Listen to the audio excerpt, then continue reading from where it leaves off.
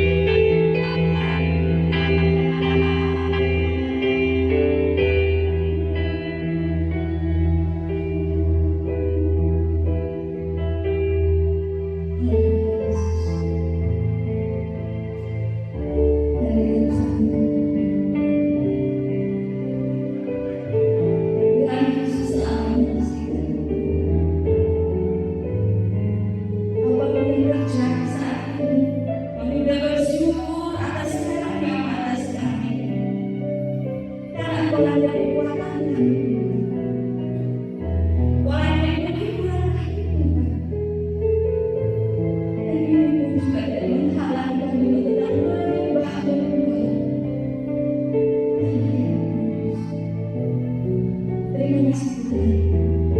Terima kasih Tuhan.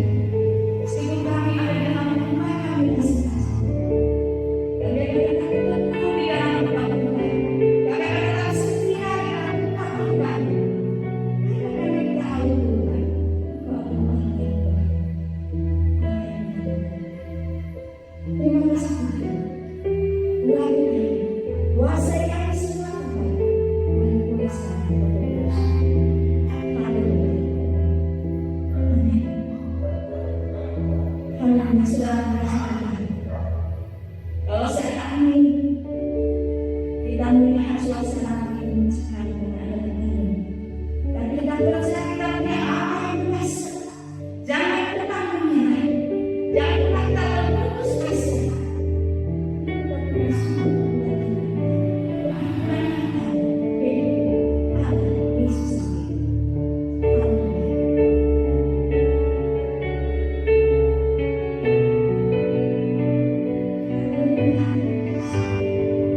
Haleluya.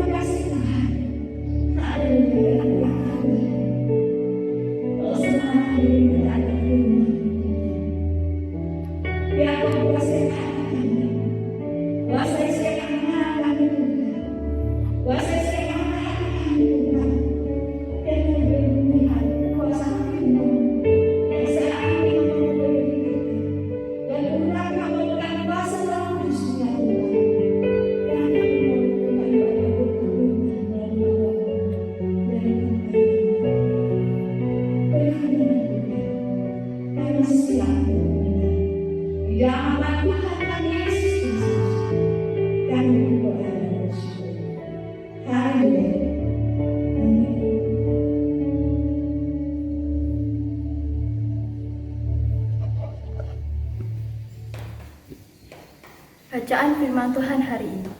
2 Korintus 13 ayat 5. Ujilah dirimu sendiri, apakah kamu tetap tegak di dalam iman? Selidikilah dirimu. Apakah kamu tidak yakin akan dirimu bahwa Kristus Yesus ada di dalam diri kamu? Sebab jika tidak demikian, kamu tidak tahan uji. Bacaan firman hari ini 1 Petrus 1 ayat 6-7. Bergembiralah akan hal itu, sekalipun sekarang ini kamu seketika harus berduka-cita oleh berbagai pencobaan. Maksud semuanya itu ialah untuk membuktikan kemurnian imanmu yang jauh lebih tinggi nilainya daripada emas yang fana, yang diuji kemurniannya dengan api, sehingga kamu memperoleh puji-pujian dan kemuliaan dan penghormatan pada hari Yesus Kristus menyatakan dirinya. Bacaan firman Tuhan hari ini adalah Yakobus 1 ayat 2-4. Saudara-saudaraku, anggaplah sebagai suatu kebahagiaan apabila kamu jatuh ke dalam berbagai-bagai percobaan. Sebab kamu tahu bahwa ujian terhadap imanmu itu menghasilkan ketekunan. Dan biarkanlah ketekunan itu memperoleh buah yang matang supaya kamu menjadi sempurna dan utuh dan tak kekurangan suatu apapun. Shalom Bapak Ibu, Saudara Jemaat GPSDI yang terkasih dalam Tuhan. Bagaimana kabar Bapak Ibu? Doa dan harapan kami semua dalam keadaan apapun Bapak Ibu tetap dalam keadaan sukacita. Kita tetap beriman, kita tetap teguh, tetap setia di dalam mengiring Tuhan. Bapak Ibu Saudara kasih dalam Tuhan, melalui firman Tuhan yang tadi sudah dibacakan oleh anak-anak, kita akan belajar bersama tentang iman yang teruji. Bapak Ibu Saudara yang terkasih, penjajahan akan menimbulkan sebuah penderitaan. Peperangan akan mengakibatkan banyak terjadi penderitaan. Dan hal yang sama dihadapi oleh bangsa Yehuda. Ketika bangsa Yehuda ditaklukkan oleh kerajaan Babilonia dipimpin Raja Nebukadnezar, terjadi satu hal yang sangat menderita bangsa Yehuda. Penjarahan terjadi di sana-sini, penderitaan, aniaya terjadi di sana-sini. Dan salah satu penderitaan itu yaitu dengan diboyongnya beberapa tawanan-tawanan taruna-taruna atau pemuda-pemuda Yehuda dibawa ke negeri Babel untuk dijadikan budak, untuk dijadikan tenaga kasar di kerajaan Babilonia. Dari sekian banyak tawanan-tawanan, ada 4 orang muda yang pada pagi hari ini akan kita pelajari bersama. Mereka adalah ada Daniel, Hananya, Misael, dan Azarja. Mereka dibawa oleh bangsa Babilonia, dibawa dari negerinya, dibawa ke Babel untuk dijadikan budak. Dan tidak sampai di situ Bapak Ibu Saudara yang kasih, bahkan nama mereka diganti, identitas kebangsaan mereka diganti, di mana Daniel diganti dengan Beltasar, Hanaya diganti dengan Sadrak, Misael diganti dengan Mesak, dan Azarja diganti dengan Abednego. Ada suatu penindasan yang sangat luar biasa untuk menghilangkan identitas sebagai bangsa pun akhirnya dihilangkan oleh Raja Babilonia. Bapak Ibu Saudara yang dikasihi dalam Tuhan, setiap tawanan yang hidup di lingkungan musuh tentunya bukan sesuatu yang enak. Mereka menghadapi tekanan, menghadapi tantangan. Dan satu hal yang terjadi Bapak Ibu yang terkasih dalam Tuhan, bahwa ada satu tantangan yang paling besar yang dihadapi oleh Daniel, Sadrak, Mesak, dan Abednego. Bukan masalah kesejahteraan, bukan masalah kehidupan, tetapi masalah iman. Di mana kerajaan Babilonia menerapkan satu peraturan bahwa setiap warga Babilonia dan semua yang ada di dalam kerajaannya harus tunduk dan menyembah kepada dewa Raja Babilonia. Bahkan harus menyembah patung Raja Nebukadnezar. Bapak Ibu Saudara yang kasih di dalam Tuhan, ini tentunya bukan sesuatu yang gampang. Ini tentunya sesuatu yang sangat sulit karena imannya harus diperhadapkan dalam sebuah kenyataan. Apa yang terjadi? Apakah mereka kemudian luntur imannya? Apakah mereka takut? Apakah mereka kemudian meninggalkan kesetiaannya kepada Tuhan? Alkitab mencatat Bapak Ibu bahwa Daniel berketetapan untuk tidak makan makanan yang dihidangkan di istana. Daniel menguduskan dirinya dengan makan makanan yang diperkenankan Tuhan. Dan dengan setia Daniel tetap berdoa sehari 3 kali. Kemudian Sadrah, Mesah, dan Abednego melakukan hal yang sama, tidak mau sujud dan tidak mau menyembah kepada agama baru, yaitu agama yang dianut oleh Raja Babilonia dan seluruh warga kerajaannya. Bapak Ibu saudara yang terkasih di dalam Tuhan, apakah mereka nyaman dengan semua itu? Tidak. Ada harga yang harus dibayar dari tindakan imannya. Kalau kita bisa menyaksikan lebih lanjut di dalam Alkitab, Daniel harus membayar kesetiaannya kepada Tuhan dengan dia harus masuk ke kandang singa.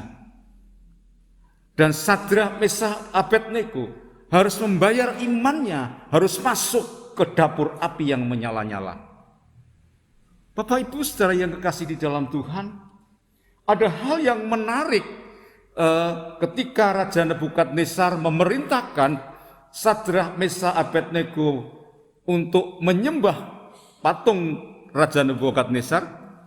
Mereka bertiga dengan gagah beraninya berkata demikian, "Percaya Tuanku bahwa Allahku yang hidup sanggup melepaskan aku dari perapian yang menyala-nyala. Tetapi perlu Tuanku ketahui, apabila tidak, sekali-kali kami tidak akan menyembah patung Raja Nebukadnezar." Sebuah tindakan iman yang berani dan sebuah konsekuensi yang luar biasa. Daniel masuk ke dalam kandang singa. Sadrah, Mesah, Abednego masuk ke dapur api. Apa yang terjadi Bapak Ibu? Disitulah pertolongan Tuhan. Di saat kritislah terjadi pertolongan Tuhan yang sangat luar biasa. Bapak Ibu saudara yang kekasih di dalam Tuhan, Daniel sanggup membungkam singa yang lapar karena Yesus ada di dalamnya. Sadrah, Mesah, dan Abednego sepercik api pun tidak sanggup mengenai tubuhnya. Padahal kalau kita melihat para pengawal yang memasukkan Sadrah, Mesah, Abednego ke perapian, mereka jatuh mati karena panasnya. Tetapi pertolongan Tuhan sangat luar biasa.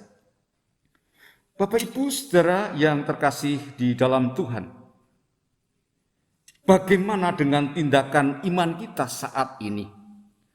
Melalui ayat yang tadi kita baca bersama-sama, Rasul Paulus mengingatkan kita di dalam 2 Korintus 13 ayat 5 yang berkata, "Ujilah dirimu sendiri, apakah kamu tegak di dalam iman? Selidikilah dirimu, apakah kamu tidak yakin akan dirimu bahwa Kristus Yesus ada di dalam diri kamu? Sebab jika tidak demikian, kamu tidak tahan uji." Bapak Ibu saudara yang kasih di dalam Tuhan, sesuatu yang luar biasa. Dan coba kita perhatikan kata-kata, apakah kamu tidak yakin akan dirimu bahwa Yesus ada di dalam diri kamu? Kalau kita terjemahkan secara bebas, pencobaan, penderitaan ini memurnikan kita, menguji bahwa Yesus itu ada di dalam diri kita. Maka bila saat ini kita sedang diperhadapkan dengan persoalan hidup, kita sedang dihadapkan pada tantangan-tantangan iman, seperti kita mungkin saat ini sakit, kita mengalami kekurangan, kita mengalami kelemahan, kita mengalami pencobaan, mari kita akan tetap dengan gagah berani untuk mempertahankan iman kita. Seperti Daniel, Sadrah, Mesah, dan Abednego tetap bertahan. Dan di dalam keadaan yang kritis itulah Tuhan hadir dan menolongnya. Dan Yakobus mengatakan kepada kita bahwa ketika kita mengalami pencobaan, kita berbahagia. Di dalam Yakobus 1 ayat 2-4 dikatakan, "Saudara-saudara, anggaplah suatu kebahagiaan apabila kamu jatuh ke dalam berbagai-bagai pencobaan. Sebab kamu tahu bahwa tahan uji terhadap imanmu itu menghasilkan ketekunan. Dan biarlah ketekunan itu memperoleh buah yang matang, supaya kamu menjadi sempurna dan utuh dan tidak kekurangan suatu apapun. Bapak Ibu saudara yang kasih, ujian iman akan menghasilkan buah iman yang matang. Sehingga iman yang matang itu menjadi iman yang utuh dan sempurna. Bapak Ibu saudara yang kasih dalam Tuhan, pada suatu hari saya dalam waktu yang berbeda, saya menempuh sebuah perjalanan. Perjalanan yang pertama, saya dengan mengendarai mobil, saya ke Madiun, melalui jalan tol. Wah, rasanya nyaman karena jalannya mulus, luas, kita bisa lari kenceng dan tanpa ada hambatan. Tapi Bapak Ibu saudara tahu, resiko yang terjadi di jalan tol apabila terjadi kecelakaan 70% lebih kecelakaan terjadi, korbannya luka parah. Dan kalau di jalan tol kita tidak mungkin kita berbalik arah apabila kita salah jalur. Dan di jalan tol kita harus menghadapi sebuah resiko ketika mungkin mobil kita ada masalah trouble, maka kita nggak bisa minta tolong dan kita harus berhadapan dengan regu derek yang harus konsekuensinya kita membayar ongkos yang tidak sedikit. Itulah di jalan tol Bapak Ibu. Nah, perjalanan yang kedua, suatu ketika saya pergi ke Solo dengan menggunakan jalan konvensional. Jalannya naik, turun, macet, dan harus berbagi jalan dengan pemakai jalan yang lain. Dan tentunya waktu tempuhnya lebih lama. Ya. Tetapi asik. Karena apa? Karena disitulah ada sesuatu yang sangat unik di dalam sebuah perjalanan konvensional. Ya. Tanpa harus beradu kecepatan, tanpa harus dengan terengah-engah, tanpa harus mengeluarkan biaya untuk bayar tol dan lain sebagainya. Bapak Ibu saudara yang kasih dalam Tuhan, perjalanan iman kita itu bagaikan kita memasuki jalan konvensional. Kadang iman kita mengalami naik, kadang turun, kadang kita harus juga memberi ruang dan waktu kepada pemakai jalan yang lain, terutama para mak-mak yang dengan sein kiri, beloknya kanan. Dan sebuah keindahan yang luar biasa di dalam kita mengiring Yesus. Dalam sebuah perjalanan konvensional, banyak hal terjadi, banyak sapaan-sapaan terjadi di sepanjang jalan. Ya. Dan tentunya mungkin kita akan sampai ke tujuan lebih lama. Bapak Ibu saudara yang kasih di dalam Tuhan, sayangnya banyak orang-orang Kristen saat ini lebih suka Kristen jalan tol. Mereka ingin semuanya cepat, ingin beribadah dengan cepat, ingin mendapatkan khotbah yang sesuai dengan keinginannya. Dia tidak siap ditegur, dia tidak siap dibentuk, tidak bertumbuh. Semuanya serba instan, bahkan doanya minta yang instan, pujiannya yang instan, bahkan iman yang instan. Dan celakanya, ibadah yang instan, iman yang instan, bahkan kehidupan rohani yang instan hanya menghasilkan berkat senilai mie instan. Bapak Ibu saudara yang kasih di dalam Tuhan, kita diingatkan oleh Rasul Paulus bahwa iman kita itu dimurnikan dengan api. Kita dibakar, maka kalau iman kita terbuat dari kayu, maka iman kita akan habis. Kekristenan kita, kesetiaan kita akan lenyap. Tetapi mari kita bersyukur kepada Tuhan bila iman kita itu terbuat dari emas, bahkan dikatakan melebihi dari emas. Iman yang dimiliki oleh Daniel, iman yang dimiliki oleh Sadrak, Mesak, dan Abednego adalah iman yang dibakar dengan api. Semakin dibakar, semakin bersih, semakin berkilau, semakin Anda menderita, Anda semakin kuat iman kita, semakin kita sering diuji, semakin dewasa dalam iman kita. Pencobaan akan menguatkan iman kita. Maka Rasul Petrus mengatakan, bergembira saat kita menghadapi berbagai-bagai pencobaan. Di dalam 1 Petrus 1 ayat 6-7 dikatakan, bergembiralah akan hal itu, sekalipun sekarang ini kamu seketika harus berduka cita oleh berbagai-bagai percobaan. Maksud semua itu ialah untuk membuktikan kemurnian imanmu yang jauh lebih tinggi nilainya daripada emas yang fana, yang diuji kemurniannya dengan api, sehingga kamu memperoleh puji-pujian dan kemuliaan dan kehormatan pada hari Yesus Kristus menyatakan dirinya.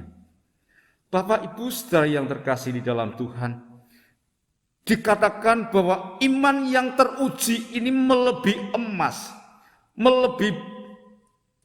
yang berharga, yang dibakar semakin hari semakin kemilu. Mari kita belajar dengan apa yang kita lihat pada saat hari ini. Contoh bagaimana Daniel, Sadrah, Mesah, dan Abednego. Dia tetap mempertahankan iman dan ada harga yang harus dia bayar. Dan ada kemenangan yang harus dia peroleh. Ada satu mahkota yang ia peroleh. Dan di saat kritis itulah Tuhan hadir. Di saat kritis itulah Tuhan menolong. Bagaimana dengan saudara dan saya? Kalau hari ini kita dalam keadaan iman yang kritis, kalau hari ini kita dalam keadaan iman yang teruji dengan api, mari kita tetap bertahan dan bertekun dan kita bersandar kepada Tuhan seperti Daniel berseru kepada Allahnya, seperti Sadrah, Mesah, dan Abednego berseru memanggil Allahnya dan pertolongan tepat pada waktunya. Kiranya kita tetap memiliki iman yang tahan uji, agar kelak ketika Tuhan Yesus datang kembali ke dunia ini menjemput orang-orang percaya, kita adalah orang-orang yang layak untuk mendapatkan mahkota. Amin. Mari kita berdoa. Segala puji dan syukur kami naikkan kepadamu ya Tuhan, karena pada hari ini Engkau masih memberikan kami kesempatan untuk mendengar firman-Mu. Meski kami harus beribadah di rumah, tapi kami boleh bersyukur Tuhan. Pagi ini kami diingatkan untuk belajar seperti Daniel, Sadrah, Mesah, dan Abednego. Iman mereka iman yang teruji, iman mereka iman yang dibakar dengan api, iman mereka yang selesai dengan dirinya, iman mereka iman yang menghasilkan sesuatu yang indah. Semakin dibakar, semakin diuji, semakin kemilau. Demikian juga ya Tuhan, kalau saat ini kami sedang menghadapi berbagai-bagai pencobaan, firman-Mu menguatkan kami untuk kami berbahagia ketika kami menghadapi ujian dan pencobaan, karena Engkau sedang memurnikan iman kami. Untuk itu ya Tuhan, sama seperti Daniel, Sadrah, Mesah, dan Abednego berseru-seru memanggil Engkau, demikian juga kami berseru-seru memanggil Engkau ya Tuhan. Biar Engkau hadir setiap persoalan kami, masalah kami, sehingga kami keluar sebagai pemenang, sehingga kami menjadi iman yang teruji, memiliki iman yang menghasilkan buah-buah yang indah. Terima kasih Tuhan. Kalau ada jemaat yang sakit, ada yang kesusahan, ada yang mengalami kesulitan, ya Tuhan hadir dan menolong mereka. Karena kami percaya, seperti Engkau menolong Daniel, Sadrah, Mesah, Abednego, Engkau juga akan menolong kami. Terima kasih Tuhan. Hanya di dalam nama Tuhan kami Yesus Kristus, Allah sumber pengharapan dan iman kami berdoa dan mengucap syukur. Haleluya. Amin. Bapak Ibu saudara kasih Tuhan, marilah kita berdoa sekali lagi.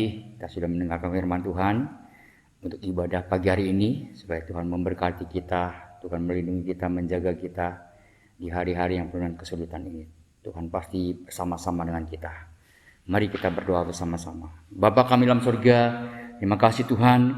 Tuhan sudah memberkati kami sepanjang hari ini Tuhan. Kami percaya firman Tuhan yang sudah kami dengar menguatkan hati kami, menguatkan iman kami Tuhan. Kami tidak lagi menjadi orang yang takut akan Engkau, tapi kami percaya masalah yang datang, ujian datang, Bapak kita meningkatkan iman kami, meningkatkan iman kekuatan kami Tuhan kepada Engkau Tuhan, supaya iman kami boleh teruji dan kami boleh menaikkan level iman kami Tuhan di hadapan Engkau Tuhan.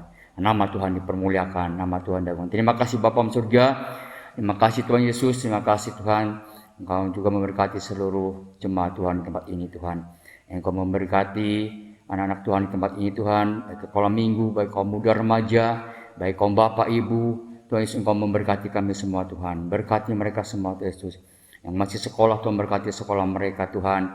Yang Tuhan Yesus bekerja Tuhan berkati pekerjaan mereka. Yang kuliah Tuhan berkati perkuliahan mereka. Yang Tuhan Yesus berdagang usaha Tuhan berkati usaha mereka. Tuhan Yesus yang bertani, Tuhan berkati pertanian mereka, yang berternak, Tuhan berkati peternakan mereka, apapun usaha mereka, Tuhan yang memberkati mereka Tuhan.